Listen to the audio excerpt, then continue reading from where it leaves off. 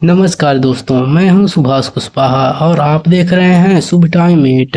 दोस्तों, हम यहां पर सोशल मीडिया पर वायरल विभिन्न खबरों का विश्लेषण करते हैं, क्योंकि आजकल सोशल मीडिया पर बहुत सारी खबरें वायरल होती हैं जो कि झूठी होती हैं, या फिर थंबनेल कुछ और दिखाया जाता है और उसके अंदर की सच्चाई कुछ और रहती है। तो दोस्तों, चलिए शुरू करते हैं अपना विश्लेषण। दोस्तों, हम खबर भी सोशल मीडिया से ही सीधे ले रहे हैं।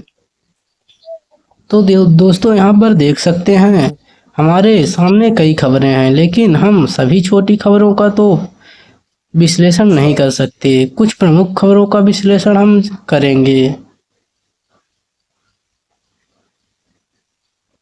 तो दोस्तों, हमें एक खबर मिली है, अब परमाणु हथियार पर ट्रंप वर्सेस पुतिन। दोस्तों, यह डीडी न्यूज की खबर है, इसलिए यह झूठी हो ऐसा होना मुश्किल है और इस पर वही नियम लागू होगा। शायद थंबनेल कुछ और दिखाया गया है और इसके अंदर की सच्चाई कुछ और होगी। दोस्तों, हम अगली खबर की ओर बढ़ते हैं।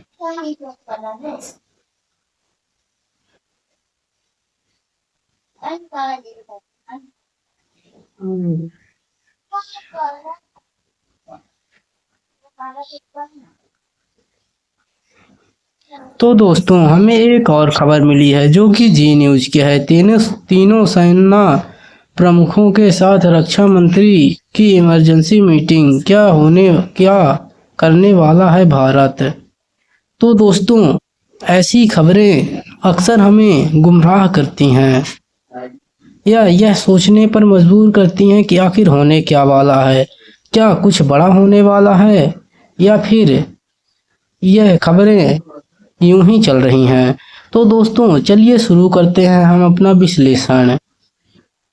दोस्तों, हम अपना विश्लेषण एआई द्वारा करेंगे और हम अपना विश्लेषण जेमिनाई से कर रहे हैं, क्योंकि हम जेमिनाई पर सेव कर रखे हैं कि मुझे खबरें वास्तविक डाटा से पुष्टि करके दिखाओ।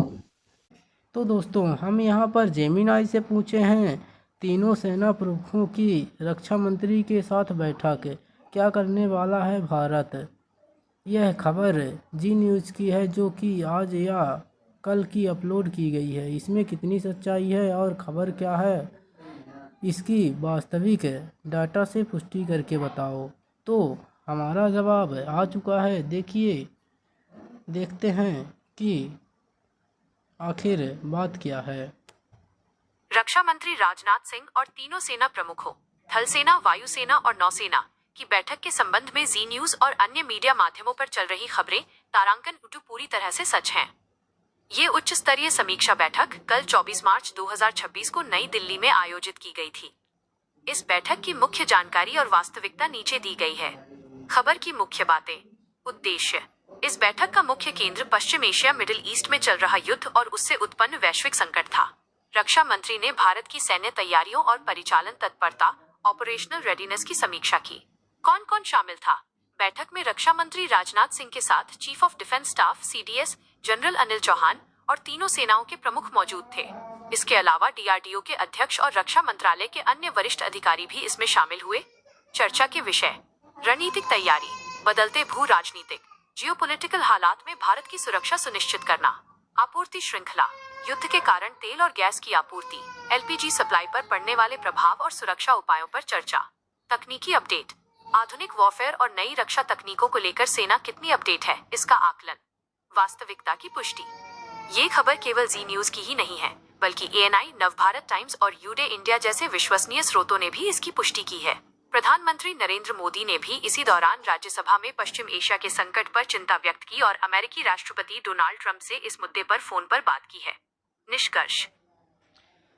तो दोस्तों, यह खबर सच है और यह शायद हमारे जो जहाज हार्मोस स्टेट पर फंसे हुए हैं उनकी सुरक्षित निकासी और देश की सुरक्षा को सुनिश्चित करने के लिए एक सामान्य बैठक थी जो बड़े स्तर पर की गई है।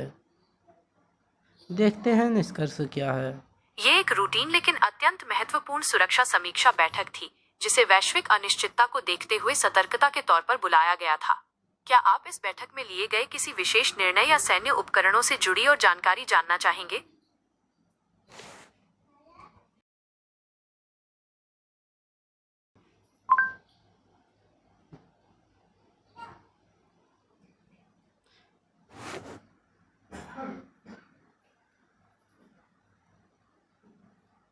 कल की तो दोस्तों हम यहाँ पर जेमिनाई से पूछे हैं कि कल क्या निर्णय लिए गए हैं। बैठक 24 मार्च 2026 से जुड़ी विस्तृत जानकारी और सरकार द्वारा लिए गए ठोस फैसलों की पुष्टि हो गई है। यह केवल एक सामान्य बैठक नहीं थी, बल्कि पश्चिम एशिया मिडिल ईस्ट में चल रहे युद्ध के भारतीय रक्षा तंत्र पर पड़ने वाले असर को लेकर एक एक्शन प्लान तैयार करने के लिए बुलाई गई थी। इस बैठक के मुख्य निष्कर्ष और रणनीतिक निर्णय निम्नलिखित हैं। 1. अगले 10 वर्षों का road map, decadal road map. रक्षा मंत्री ने तीनों सेना प्रमुखों को अगले 10 साल के लिए एक एकीकृत रोड मैप तैयार करने का निर्देश दिया है।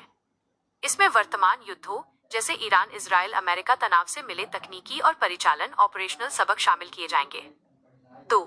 आत्मनिर्भरता और सप्लाई चेन की सुरक्षा। बैठक में इस बात पर गहरी चिंता जताई गई कि युद्ध के कारण रक्षा उपकरणों के पुर्जों, स्पेयर पार्ट्स और उत्पादन की सप्लाई चेन प्रभावित हो सकती है। फैसला: मौजूदा हथियारों के रखरखाव, मेंटेनेंस और सर्विसिंग के लिए विदेशी निर्भरता कम कर घरेलू उत्पादन को तेज करने का निर्देश दिया गया है। 3. नौसेना की विशेष तैनाती, ऑपरेशन संकल्प 2.0। चूंकि युद्ध होर्मुज जलडमरू मध्य, स्ट्रेट ऑफ होर्मुज और ओमान की खाड़ी के पास है, इसलिए भारतीय नौसेना ने एक बड़ा कदम उठाया है। सुरक्षा कवच: भारतीय युद्धपोतों को उन व्यापारिक जहाजों, मर्चेंट वेसल्स की सुरक्षा के लिए तैनात किया गया है जो भारत के लिए तेल, क्रूड ऑयल और एलपीजी लेकर आ रहे हैं। तो दोस्तों हमने बोला था ना कि यह हमारे जो जहाज हार्मोस स्ट्रेट पर फंसे हुए हैं उनकी निकासी के लिए, सुरक्षा के लिए यह मीटिंग बुलाई गई थी, लेकिन इसके अतिरिक्त भी इसके और कई उद्देश्य थे। 4. तकनीकी सीख, टेक्नोलॉजिकल लेसन्स। रक्षा मंत्री ने कहा कि आधुनिक युद्ध में ड्रोन और मिसाइल तकनीक जिस तरह से बदल रही है, डीआरडीओ और सेना को उसका निरंतर अध्ययन करना चाहिए ताकि भारत की रक्षा प्रणाली किसी भी नए खतरे के लिए तैयार रहे। प्रमुख उपस्थित अधिकारी: सीडीएस जनरल अनिल चौहान, थल सेना प्रमुख जनरल उपेंद्र द्विवेदी, नौसेना प्रमुख एडमिरल दिनेश के त्रिपाठी, वायुसेना प्रमुख air chief marshal Amarpreet Singh, DRDO अध्यक्ष डॉक्टर समीर वी कामत। सारांश: सरकार का मुख्य उद्देश्य यह सुनिश्चित करना है कि दुनिया के किसी भी हिस्से में युद्ध होने पर भारत की ऊर्जा सुरक्षा, पेट्रोल, डीजल और सैन्य ताकत पर कोई आंच न आए। क्या आप भारत की इन नई रक्षा तो दोस्तों हमें लगता है कि अब हमारा विश्लेषण बहुत बड़ा हो जाएगा, इसलिए हम जानकारी भी प्राप्त कर चुके हैं और अपने विश्लेषण को यहीं विराम देते हैं। ऐसे ही विश्लेषण के लिए हमारे चैनल शुभ टाइम 8 को सब्सक्राइब करें। नमस्कार, जय हिंद।